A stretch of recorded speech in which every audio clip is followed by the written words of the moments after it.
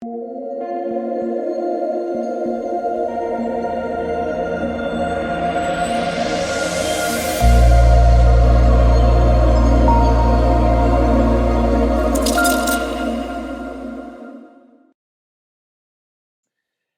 what is going on, guys? It's DK. Back at you with another video here, debating the Monday Night Football Showdown slate between the Giants and the Bucs.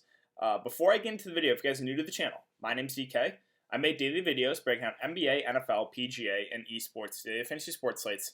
Before we get into the video, I want to thank you guys again for all the support. It is greatly, greatly appreciated. Currently over 5.5 thousand subscribers now on YouTube. The easiest way to support me with all the content being free is hit the like button, subscribe to the channel if you haven't already, and hit the notification bell so you know when I upload videos and when I go live. I'll be live streaming 30 minutes before lock on my YouTube channel, going over everything, answering any questions you guys have, so make sure to check out the live stream tomorrow, guys. Also, if you guys cannot watch YouTube videos, I do upload on Apple Podcasts. The link is in the description below. It's just the DK DFS show.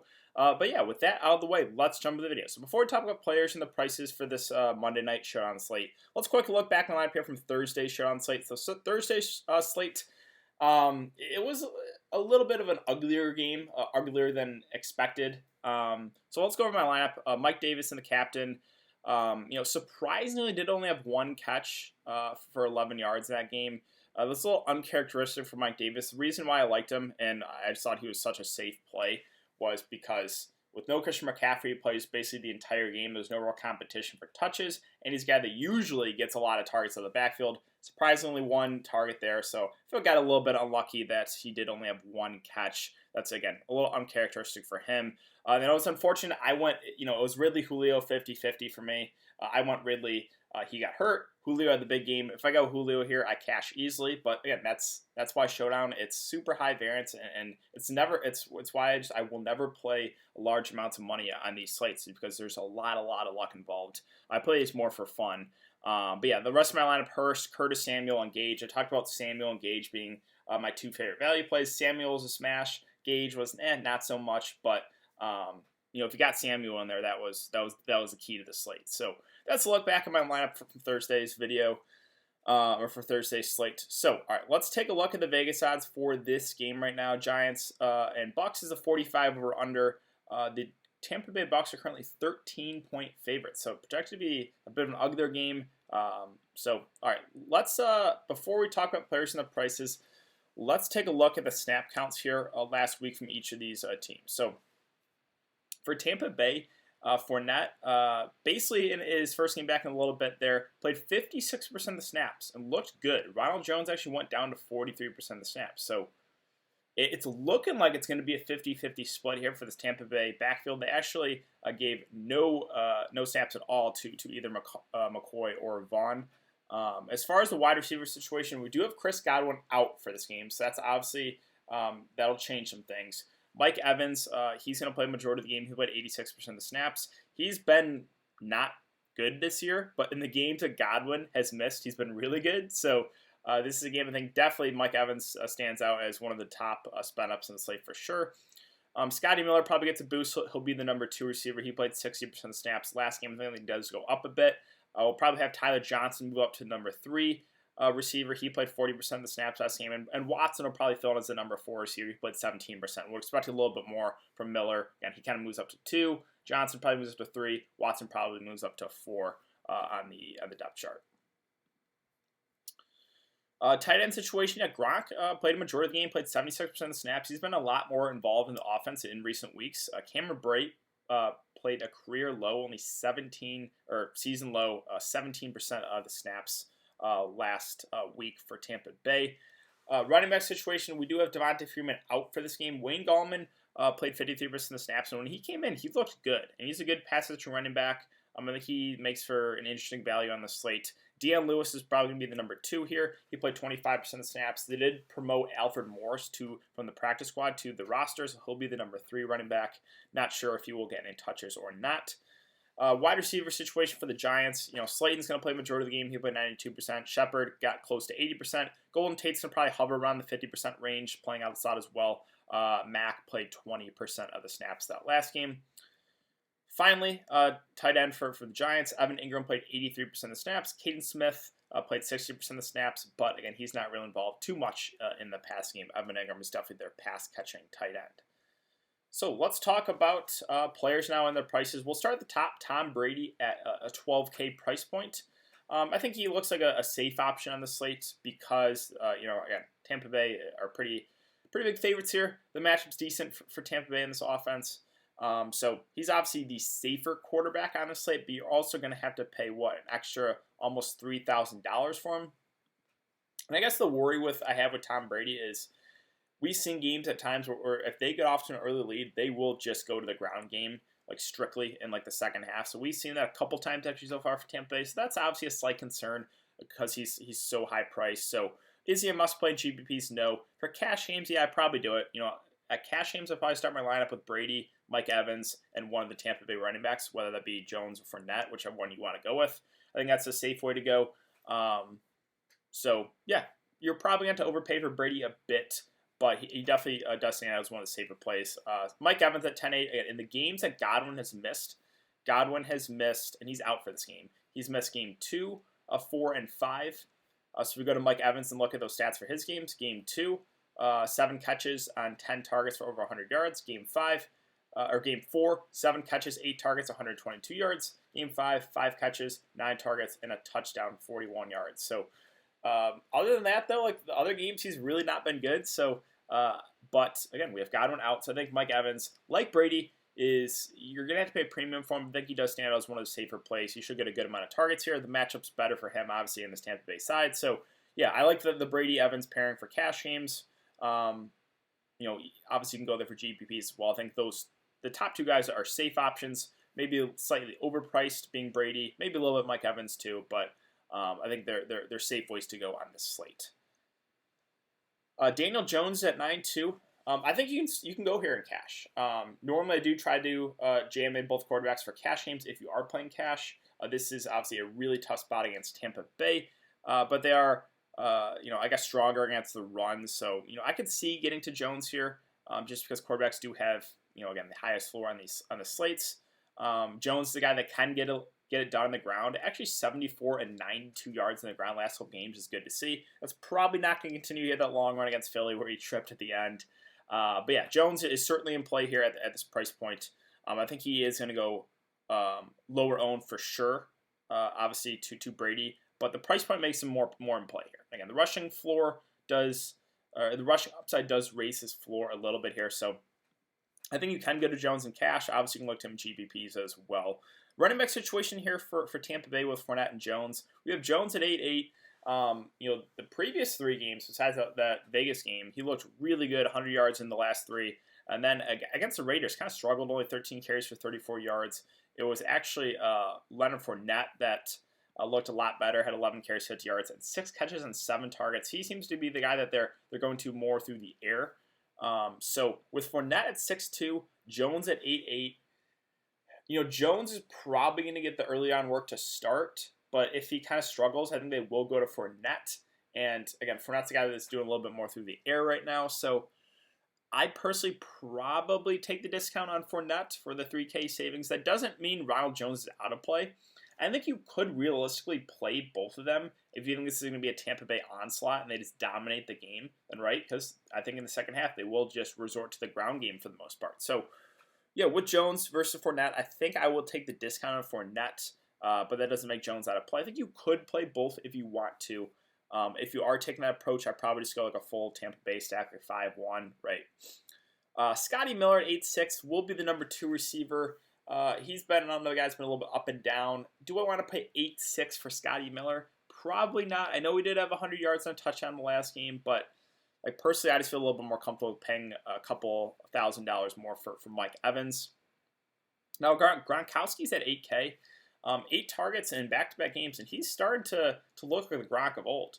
52, 78, 62 yards through the air the last 3 games and a touchdown in back-to-back games. So I do think he's slightly overpriced, but, with no Godwin, there's a little bit more targets to go around here. I think Gronk will probably be the guy, maybe the number 2 in this offense behind Mike Evans. So, yeah, Gronk, you probably are overpaying a little bit, but it's good to see his play of late.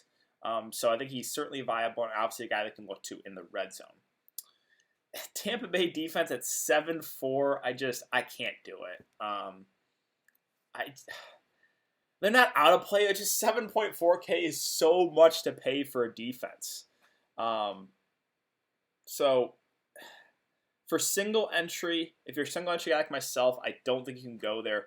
Obviously, if you're mass multi entering, of course, but man, it's just like if they were like 5K, then I think the Bucs would be someone, or it's definitely more in play on the slate. 7-4 just seems a little bit overpriced in my opinion.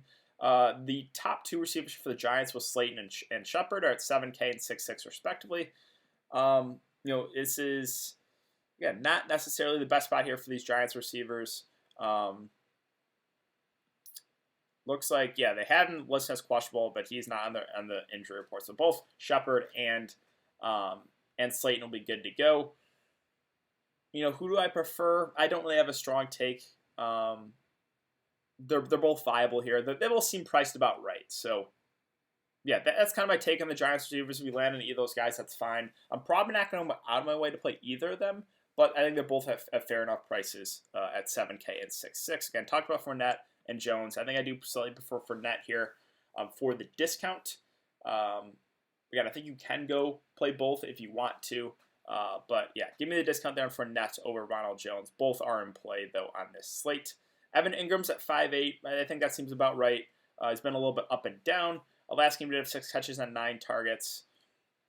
He's the guy that can look to in the red zone. He had 2 kind of off weeks there against Dallas and Washington. Before that, though, 7, 8, 5, 10, and then 9 targets in the most recent game. So, yeah, Ingram seems priced about right. He's the guy that can look to in the red zone. I think he's fine if you go there. And we have no Devontae Freeman. We'll talk about, we'll talk about Wayne Gallman at 5'2". I know this is really not a good matchup here against Tampa Bay's running defense, but Gallman's a good receiving back. And we saw it that last game, and he looked good in the touches that he got. So I think Wayne Gallman's a decent value option. Now, sure, right, they do have Deion Lewis. Maybe they give Alfred Morris a couple carries, but Gallman looked the best when he was out there. And he's shown that he's a good pass-catching back. They're probably going to be playing from behind this one.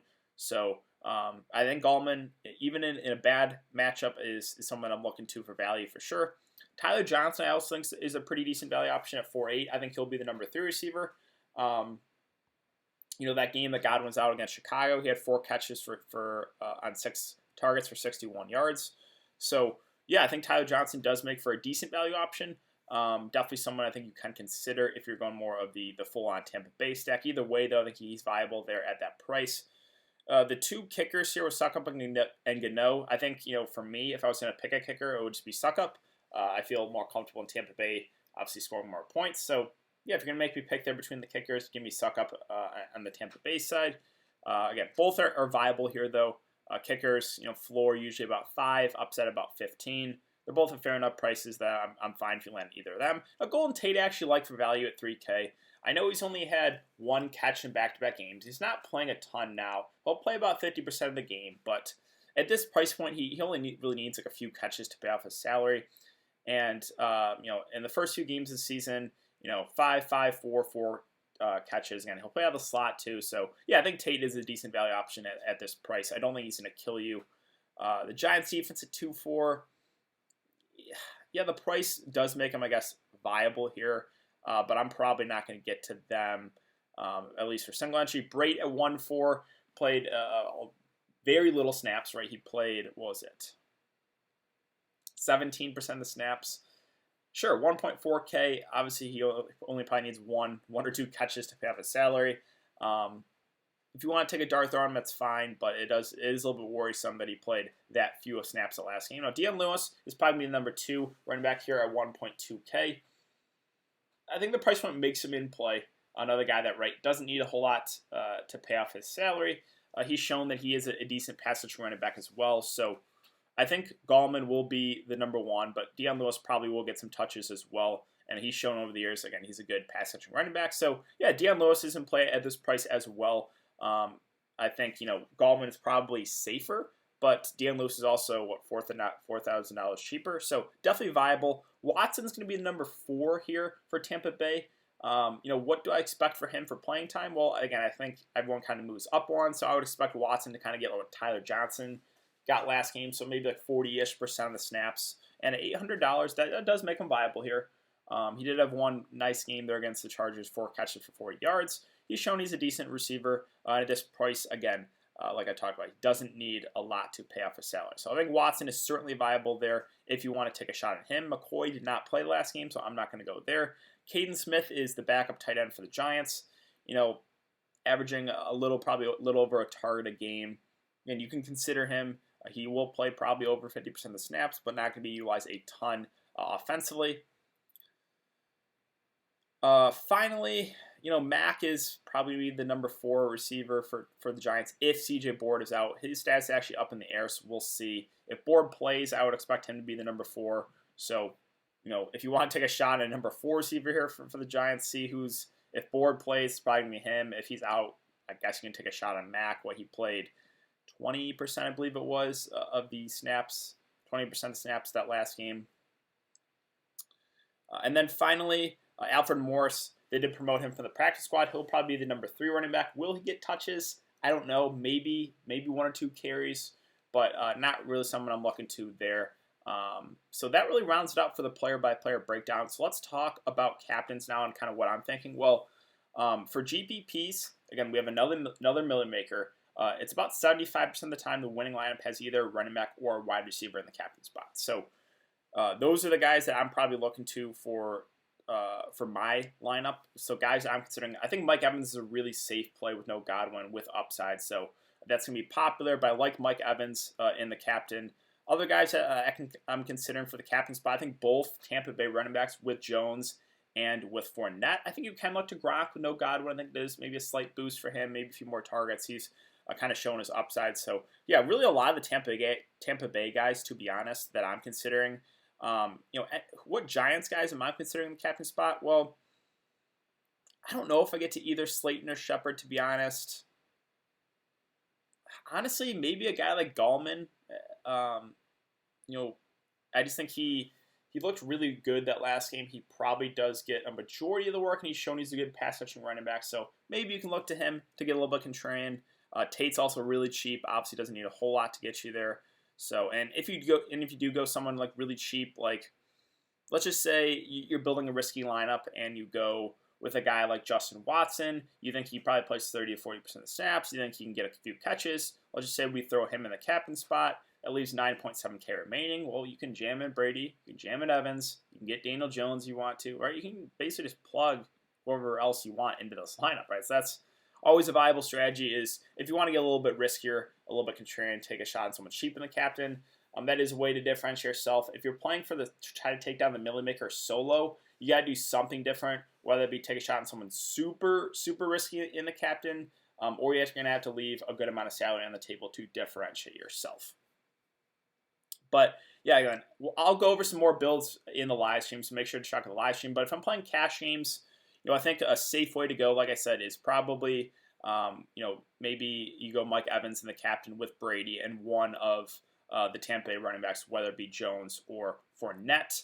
I think you can still play Daniel Jones if you want to, then you have to go value. So again, mess around with the roster instructions, see what you come up with. But that's probably a safe way to go, right, is both quarterbacks, one of the Tampa Bay running backs, and Mike Evans to start like a cash game lineup. That's probably how I would go about it if I was playing 50-50s head-to-head, stuff like that. But yeah, I think that's going to wrap it up for the video today, guys. If you haven't enjoyed the content so far, I really appreciate it. If you leave a like button on the video, subscribe to the channel if you haven't already, and hit the notification bell so you know when I upload videos and know when I go live. Again, I'll be live streaming 30 minutes before lock on my YouTube channel, going over everything. So make sure to check out the live stream, guys.